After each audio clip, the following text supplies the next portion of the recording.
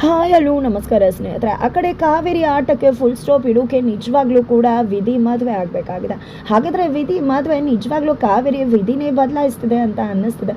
ಹಾಗಾದರೆ ಹಣೆ ಬರ ಬದಲಾಯಿಸ್ದಿರೋ ವಿಧಿ ನಿಜವಾಗ್ಲೂ ಕೂಡ ಕಾವೇರಿಗೆ ಏನು ಕತೆ ಕಾದಿದೆ, ಏನು ಆಗುತ್ತೆ ಅನ್ನೋ ಎಲ್ಲ ಸೂಚನೆನೂ ಕೂಡ ಅವಳ ಮದುವೆ ಮುಖಾಂತರನೇ ಕೊಡ್ತಿದ್ದಾಳೆ ಅಂತ ಅನ್ನಿಸ್ತಿದೆ.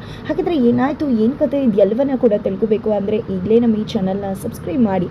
ಹಾಗೆ ಈ ಒಂದು ವಿಡಿಯೋವನ್ನು ಪೂರ್ತಿಯಾಗಿ ನೋಡೋದನ್ನು ಮರಿಬೇಡಿ. ಅಲ್ಲಿ ಗೊಂಬೆ ಆಡಿಸೋರು ಕಾವೇರಿಗೆ ಇವತ್ತು ನಿನಗೆ ಕನ್ಯಾದಾನದ ಪ್ರತಿಫಲ ಸಿಗತ್ತೆ, ತಪ್ಪು ಮಾಡಿದವ್ರಿಗೆ ತಪ್ಪು, ಧರ್ಮಕ್ಕೆ ಧರ್ಮ, ಅಧರ್ಮಕ್ಕೆ ಅಧರ್ಮ, ಅನ್ಯಾಯಕ್ಕೆ ಅನ್ಯಾಯ, ನಾನೇ ನನ್ನಿಂದಾನೆ ಅಂತ ಹೇಳಿ ಬೀಗಿ ಸಿಂಹಾಸನದಲ್ಲಿ ಕೂತು ಮೆರೀತಾ ಇದೆಯಾ, ಗೆದ್ದೆ ಅಂತ ಬೀಗ್ತಾ ಇದೆಯಾ. ಆದರೆ ಗೆಲುವು ಅದು ತಾತ್ಕಾಲಿಕ. ಖಂಡಿತವಾಗೂ ಸಿಂಹಾಸನ ನೆಲ ಕಚ್ಚುತ್ತಿದ್ದಾಗೆ ನೀನು ಕೂಡ ಕುಸಿತಿಯ ತಲೆ ಬಾಗಲೇಬೇಕಾಗುತ್ತೆ. ಇವತ್ತು ಬಾಗಿರೋ ತಲೆ ಖಂಡಿತ ಮುಂದೆಂದೂ ಕೂಡ ಎತ್ತಲಾಗದ ಪರಿಸ್ಥಿತಿಯಲ್ಲಿರುತ್ತೆ. ಯಾವಾಗಲೂ ಕೂಡ ಅಹಂಕಾರದಿಂದ ಮೆರೀತಾ ಇರ್ತೀಯ ಅಲ್ವಾ. ಖಂಡಿತ ಅಹಂಕಾರ ಒಳ್ಳೇದಲ್ಲ, ಅದನ್ನು ತಿದ್ಕೊಳ್ಳು ಇಲ್ಲ. ಖಂಡಿತ ಕರ್ಮಫಲನ ಅನುಭವಿಸಲೇಬೇಕಾಗುತ್ತೆ. ನಾನು ನನ್ನಿಂದಾನೆ ಅಂತಕ್ಕಂಥ ಅಹಂಕಾರ ಮೆರೆಯೋರ್ಗೆಲ್ಲರೂ ಕೂಡ ಇದೇ ಪಾಠ ಅಂತ ಹೇಳಿ ಗೊಂಬೆ ಆಡಿಸೋರು ಅಲ್ಲಿಂದ ಹೋಗ್ತಾರೆ. ಈ ಕಡೆ ಕಾವೇರಿ ಅವ್ರಿಗೆ ನನ್ನ ಪುಟ್ಟ ನನ್ನಿಂದ ದೂರ ಆಗ್ಬಿಡ್ತಾರೆ, ಇವತ್ತು ನಡಿಬಾರದು, ನಡೆದೋಗುತ್ತಾ. ಹಾಗಿದ್ರೆ ಇಲ್ಲ, ಯಾವುದೇ ಕಾರಣಕ್ಕೂ ಕೂಡ ಅದು ನಡಿಬಾರ್ದು ಅಂತ ಅಂದ್ಕೊಂಡಿದ್ದೆ. ಏನಾಗ್ತದೆ ಅಪ್ಡೇಟ್ಸ್ನ ತಗೋಬೇಕು ಅಂದ್ಕೊಂಡಿದ್ದೆ. ಚಿಂಗಾರಿ ಕಾಲ್ ಮಾಡೋಣ ಅಂತ ಹೋಗ್ತಾರೆ. ಬಟ್ ಆಲ್ರೆಡಿ ಅಲ್ಲಿ ವಿಧಿ ಕಾಲಲ್ಲಿ ಇರ್ತಾಳೆ, ಇನ್ನೂ ಕೂಡ ಕಾಲಲ್ಲೇ ಇದ್ದಾಳೆ. ಏನು ವಿಧಿ ಇನ್ನೂ ಕೂಡ ಕಾಲಲ್ಲೇ ಇದೆಯಾ ಅಂತ ಕೇಳ್ತಿದ್ದಾರೆ ಕಾವೇರಿಯವರು. ಅದಕ್ಕೆ ಅಮ್ಮ ನೀನು ನನ್ನ ಮಾತನ್ನು ಕೇಳಿಸ್ಕೊಳ್ಳೇ ಇಲ್ವಾ ಅಂತ ವಿಧಿ ಕೇಳೋದಕ್ಕೆ ಇಲ್ಲ. ಇಲ್ಲಿ ಏನೋ ಬೇರೆ ಸಮಸ್ಯೆ ಬಂದು ಪುಟ್ಟನ ಸಮಸ್ಯೆ ಆಗಿದೆ, ನಾನು ಅದ್ರ ವಿಷಯವಾಗಿ ಯೋಚನೆ ಮಾಡಬೇಕಾಗಿದೆ, ನಡಿಬಾರದು ನಡೆದೋಗುತ್ತೆ ಅಂತ ಅನ್ನಿಸ್ತದೆ ಪುಟ್ಟನ ವಿಷಯದಲ್ಲಿ. ನಿನ್ಗೆ ಏನೇ ಅರ್ಜೆಂಟ್ ಇದ್ರೂ ಕೂಡ ಮನೆಗೆ ಬಂದು ಮಾತಾಡು ಅಂತ ಹೇಳ್ತಿದ್ದಾಗ ಈಗಲೂ ಕೂಡ ನಿನಗೆ ನಾನು ಕೇರ್ಲೆಸ್ಸೇ ಆಗಿಬಿಟ್ಟೆ ಅಲ್ವಾ, ಈಗಲೂ ಕೂಡ ನನ್ನ ಇಗ್ನೋರ್ ಮಾಡಿಬಿಟ್ಟೆ ಅಲ್ವಾ, ಯಾವಾಗಲೂ ಪುಟ್ಟ ಪುಟ್ಟ ಅಂತಾನೆ ಅಲ್ವಾ ಅಂತ ಹೇಳಿ ಕಾಲ್ ಕಟ್ ಮಾಡೇ ಬಿಡ್ತಾಳೆ. ಈ ಕಡೆ ವಿಧಿ ಕಾಲ್ ಕಟ್ ಮಾಡಿದೆ. ಈ ಕಡೆ ಕಾವೇರಿ ಅವ್ರಿಗೆ ಜಸ್ಟ್ ಮಗನ ಬಗ್ಗೆನೇ ಯೋಚನೆ ಆಗಿಬಿಟ್ಟಿದೆ. ಈ ಕಡೆ ವಿಧಿ ಹೋಗಿದ್ದೆ, ಈ ಕಡೆ ಲವರ್ ಜೊತೆ ಬಾ ವಿಕ್ಕಿ, ಖಂಡಿತವಾಗ್ಲೂ ನಾವು ಮದುವೆ ಆಗಿಬಿಡೋಣ ಅಂದಾಗ ಏನು ಮಾತಾಡ್ತಿದ್ಯಾ, ನಿಮ್ಮ ಮಾಮ್ ಏನೇ ಹೇಳಿದ್ರು ಅಂದಾಗ ನಮ್ಮ ಮಾಮ್ಗೆ ಈಗಲೂ ಕೂಡ ನನ್ನ ಕಂಡ್ರೆ ಅಷ್ಟಕ್ಕಷ್ಟೇ. ನಾನು ಆ ಮನೇಲಿ ಆಟಕೊಂಡು ಲೆಕ್ಕಕ್ಕಿಲ್ಲ. ನಿಜವಾಗ್ಲೂ ನಾನೊಬ್ಳು ಇದ್ದೀನಿ ಅನ್ನೋದೇ ಅವ್ರಿಗೆ ಪ್ರಜ್ಞೆ ಇಲ್ಲ. ನಮ್ಮನೆ ಒಂದು ಪಾಟ್ ಇದೆ, ಆ ಪಾಟ್ಗೆ ಯಾರು ಬೇಕಾದರೂ ಯಾವಾಗ ಬೇಕಾದರೂ ಬಂದು ನೀರು ಹಾಕ್ತಾರೆ, ಆ ಗಿಡಕ್ಕೆ ಬೇಕಂದಾಗ ಹಾಕ್ತಾರೆ, ಇಲ್ಲಾಂದರೆ ಸುಮ್ಮನೆ ಹಾಕ್ತಾರೆ. ನಂದು ಅದೇ ಸ್ಥಿತಿ ಆಗಿಬಿಟ್ಟಿದೆ. ನಾನು ಜೀವಂತವಾಗಿದ್ದೀನಿ ಅಷ್ಟೇ, ಆ ಮನೇಲಿ ಯಾರಿಗೂ ಕೂಡ ನಾನು ಕಾಣಿಸೋದು ಇಲ್ಲ. ಇವತ್ತು ಕೂಡ ನನ್ನ ನಮ್ಮಂಗೆ ಆ ಪುಟ್ಟನ ವಿಷಯನೇ ಮುಖ್ಯ ಆಗೋಯ್ತು. ಅವ್ರಿಗೆ ನನ್ನ ಲೆಕ್ಕಕ್ಕೆ ಇಲ್ಲ ಅಂತ ಹೇಳ್ತಿದ್ರೆ ಏನು ಮಾತಾಡ್ತಿದ್ಯಾವಿದೆ, ಮನೆ ಮರ್ಯಾದೆ ಅದು ಇದು ಅಂತ ವಿಕ್ಕಿ ಹೇಳಿದಕ್ಕೆ ಮರ್ಯಾದೆ ಹೋಗುತ್ತಾ, ಹೋಗ್ಲಿ ಬಿಡು. ಆಗ್ಲಾದ್ರೂ ಅವ್ರಿಗೆ ನನ್ನ ಕಡೆ ಕಾನ್ಸಂಟ್ರೇಷನ್ ಸಿಗುತ್ತೆ ಅಂತ ಅನ್ಸುತ್ತೆ, ಆಗ್ಲಾದ್ರೂ ನನ್ನ ಕಡೆ ಕಾನ್ಸಂಟ್ರೇಟೆಡ್ ಮಾಡ್ಬೋದು ಅಂತ ಹೇಳಿ ವಿಧಿ ಹೇಳ್ತಿದ್ರೆ ಅಲ್ಲಿ ಅಸಿಸ್ಟೆಂಟ್ ಬಂದಿದ್ದೆ, ನೀವೇನಾ ವಿಧಿ ವಿಖ್ಯಾತ್ ಅಂತ ಕೇಳ್ತಾರೆ. ಹೌದು ಅಂದಾಗ ನಿಮಗೋಸ್ಕರ ಇಡೀ ಪ್ರೋಗ್ರಾಮ್ ಸ್ಟಾಪ್ ಆಗಿದೆ ಕಣ್ರಿ, ಮೊದಲು ಬನ್ನಿ ಆದಷ್ಟು ಬೇಗ ಅಂತ ಹೇಳ್ತಾರೆ. ವಿಧಿ ಮತ್ತು ವಿಖ್ಯಾತ್ ಅಲ್ಲಿಗೆ ಹೋಗ್ತಿದ್ದಾರೆ. ಅಷ್ಟರಲ್ಲಿ ಆಲ್ರೆಡಿ ಈ ಕಡೆ ಲಕ್ಷ್ಮಿ ಮತ್ತು ವೈಷ್ಣವ್ ಸ್ಟೇಜ್ ಮೇಲೆ ಬಂದಿದ್ದಾರೆ.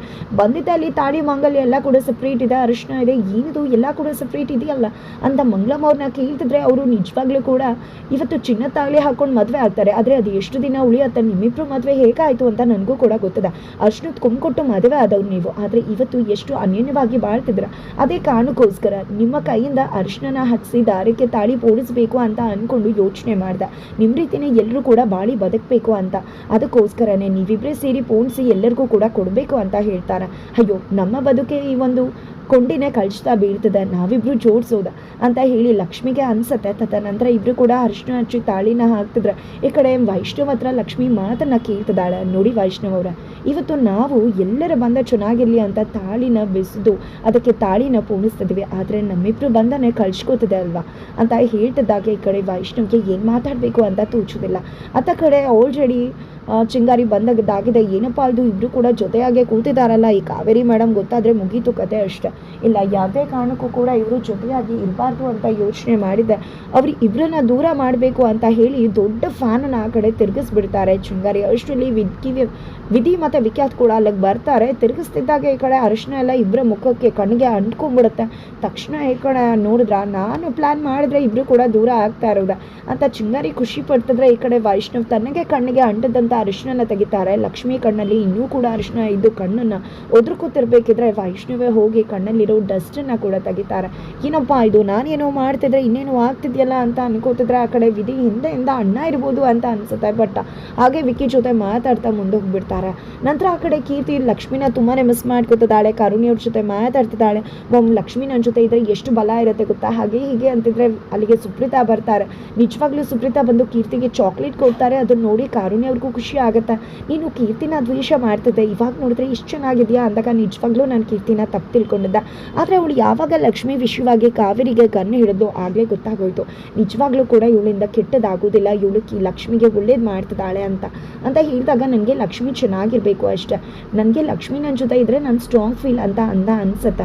ಲಕ್ಷ್ಮಿ ಬೇಜಾರಾಗಿರಬಾರ್ದು, ಅವಳು ಯಾವಾಗಲೂ ಖುಷಿಯಾಗಿರಬೇಕು. ಲಕ್ಷ್ಮಿ ಬೇಜಾರಾಗಿದ್ದರೆ ಅದನ್ನು ನೋಡೋಕೆ ನಂಗೆ ಇಷ್ಟ ಆಗೋದಿಲ್ಲ ಅಂತ ಕೀರ್ತಿ ಹೇಳ್ತಾಳೆ. ಜೊತೆಗೆ ಈ ಕಡೆ ಸುಪ್ರೀತಾ ಅವ್ರಿಗೆ, ನೀವು ಯಾವಾಗಲೂ ನಾನು ಬೈತಾ ಇರ್ತೀರ, ಆದರೆ ನೀವು ಲಚ್ಚಿಗೆ ಯಾವಾಗಲೂ ಕೂಡ ಒಳ್ಳೇದು ಬಯಸ್ತೀರ ಅಲ್ವಾ, ಅದಕ್ಕೆ ನನಗೂ ನೀವು ಕೂಡ ಇಷ್ಟ ಅಂತ ಹೇಳಿ ಚಾಕ್ಲೇಟ್ನ ತಿಂತಾಳೆ. ನಂತರ ಈ ಕಡೆ ಸುಪ್ರೀತಾ, ನಿಜ ಹೇಳಬೇಕು ಅಂದರೆ ಕೀರ್ತಿ ಎಂಥವಳು ಅಂತ ಸತ್ಯ ಗೊತ್ತಾದ ಮೇಲೂ ಕೂಡ ನಾನು ಬದಲಾಗದೆ ಇದ್ದರೆ ನನಗೂ ಕಾವೇರಿಗೂ ಏನು ವ್ಯತ್ಯಾಸ ಬರುತ್ತೆ ಕಾರುಣ್ಯ ಅಂತ ಕೇಳ್ತಿದ್ದಾರೆ. ಜೊತೆಗೆ ಅದೇ ಕಾರಣಕ್ಕೋಸ್ಕರ ನಾನು ಬದಲಾಗಿರೋದು ಅಂತ ಹೇಳ್ತಿದ್ದಾಗೆ ಈ ಕಡೆ ಕೀರ್ತಿ ಅಂತೂ ನೀವು ನನಗೆ ಗಿಫ್ಟ್ ಕೊಟ್ಟಿದ್ರಿ, ನಾನು ನಿಮಗೆ ಗಿಫ್ಟ್ ಕೊಡಬೇಕಲ್ವಾ ಆಂಟಿ ಅಂತ ಹೋಗಿ ತಾನು ಮಾಡಿರೋ ಪೇಂಟನ್ನ ತೊಗೊಂಡು ಬಂದು ತೋರಿಸ್ತಿದ್ದಾಳೆ. ಈಗ ತಾನೇ ಕೀರ್ತಿ ಬದಲಾಗಿದ್ದಾಳೆ ಹಾಗೆ ಹೀಗೆ ಅಂತ ಸುಪ್ರೀತಾ ಹೇಳಿದ್ರು. ಬಟ್ ಪೇಂಟ್ ನೋಡಿದೆ ಆಲ್ರೆಡಿ ರೆಬಲ್ ಆಗ್ತಿದ್ದಾರೆ. ಬಿಕಾಸ್ ಅಲ್ಲಿ ಮಂಟಪದಲ್ಲಿ ಕೀರ್ತಿ, ಕೆಳಗಡೆ ವೈಷ್ಣವ್, ಲಕ್ಷ್ಮಿ ಇದೆಲ್ಲವನ್ನ ಕೂಡ ಇರೋದನ್ನ ನೋಡಿದೆ ನಿಜವಾಗ್ಲೂ ಟ್ರಿಗರ್ ಆಗ್ತದೆ ಸುಪ್ರೀತಾ ಅವ್ರಿಗೆ. ಬಟ್ ಅದನ್ನು ಬೇಕು ಅಂತ ಬಿಡಿಸಿದ್ದಲ್ಲ, ಅವಳ ಹಳೆ ನೆನಪುಗಳು ಅವಳಿಗೆ ಗೊತ್ತಿಲ್ಲದೆ ಆಚೆ ಬಂದದ್ದು ಕೀರ್ತಿ ಗೊತ್ತಿಲ್ಲದೆ. ಅದನ್ನು ನೋಡಿ ಏನಾದರೂ ಒಂದು ಪಕ್ಷ ಅವಳಿಗೆ ನೆನಪಿನ ಶಕ್ತಿ ಬಂದರೆ ಏನಾಗಬಹುದು ಅನ್ನೋ ಭಯ ಸುಪ್ರೀತಾ ಅವರಲ್ಲಿ ಶುರುವಾಗಿದೆ. ತದನಂತರ ಈ ಕಡೆ ಲಕ್ಷ್ಮಿ ಮತ್ತು ವೈಷ್ಣವ್ ದಾರ ನಡಿಗೆ ಒಂದು ತಾಳಿಯನ್ನು ಪೋಣಿಸಾಗತ್ತೆ. ತದನಂತರ ಎಲ್ಲರಿಗೂ ಕೂಡ ನೀವೇ ಕೊಡಬೇಕು ನಿಮ್ಮ ಕೈಯಿಂದ ಅಂತ ಹೇಳಿ ಮಂಗಳಂ ಅವರು ಹೇಳಿದಾಗ 21 ಜೋಡಿಗಳಿಗೂ ಕೂಡ ವೈಷ್ಣವ್ ಮತ್ತು ಲಕ್ಷ್ಮಿನೇ ಬಂದು ತಾಳಿನ ಕೊಡ್ತಿದ್ದಾರೆ. ಈ ಕಡೆ ವಿಧಿ ವಿಖ್ಯಾತ್ ಕೂಡ ಅಲ್ಲೇ ಇದ್ದಾರೆ. ಅವರಿಬ್ರು ಕೊಡ್ತಿರೋದನ್ನು ನೋಡಿದೆ ಇಬ್ರಿಗೂ ಗಾಬರಿ ಆಗುತ್ತೆ. ನಿಮ್ಮ ಅಣ್ಣ ನೋಡಿದ್ರೆ ಮುಗೀತು ವಿಧಿ, ಮೊದಲು ಇಲ್ಲಿಂದ ನಡಿ ಹೋಗೋಣ ಅಂತ ಹೇಳ್ತಿದ್ರೆ ಈ ಕಡೆ ವಿಧಿ ಯೋಚನೆ ಮಾಡ್ತಿದ್ದಾಳೆ. ಬಟ್ ವಿಖ್ಯಾತ್ ಒಂದು ಕ್ಷಣ ಕೂಡ ತಡ ಮಾಡದೆ ಅಲ್ಲಿಂದ ಎದ್ದು ಆ ಕಡೆ ಓಡಿದ ತಕ್ಷಣ ಈ ಕಡೆ ವಿಧಿ ನಿಂತ್ಕೊಂಡೇ ಬಿಡ್ತಾಳೆ. ಅಲ್ಲೇ ಕೊಡ್ತಿರ್ತಕ್ಕಂಥ ವೈಷ್ಣವ್ ಮತ್ತು ಲಕ್ಷ್ಮಿ ಇಬ್ರು ಕೂಡ ವಿಧಿ ವಿಖ್ಯಾತ್ನ ನೋಡಿದ್ರೆ ಶಾಕ್ ಆಗ್ತದೆ. ಫೈನಲಿ ರೈಡ್ ಹ್ಯಾಂಡ್ ಆಗಿ ವಿಧಿ ಮತ್ತು ವಿಖ್ಯಾತ್ ಸಿಕ್ಕಿ ಬಿದ್ದಿದ್ದಾರೆ. ಈ ಕಡೆ ಎಲ್ರಿಗೂ ಕೂಡ ತಾಳಿ ಕೊಡ್ತಿರೋ ವೈಷ್ಣವ್ ಮತ್ತು ಲಕ್ಷ್ಮಿ ಇಬ್ರು ಕೂಡ ಅದೇ 21ನೇ ಜೋಡಿ ವಿಧಿ ವಿಖ್ಯಾತ್ಗೆ ಕೂಡ ತಾಳಿ ಕೊಡ್ತಾರೆ. ಇಲ್ಲಿ 21 ಜೋಡಿ ಮದುವೆ ಆಗಲೇಬೇಕಾಗಿದೆ. ಹಾಗಾದ್ರೆ 21ನೇ ಜೋಡಿ ವಿಧಿ ವಿಖ್ಯಾತ್ ಆಗ್ತಾರ ಅಥವಾ ಲಕ್ಷ್ಮಿ ವೈಷ್ಣವ್ ಆಗ್ತಾರ?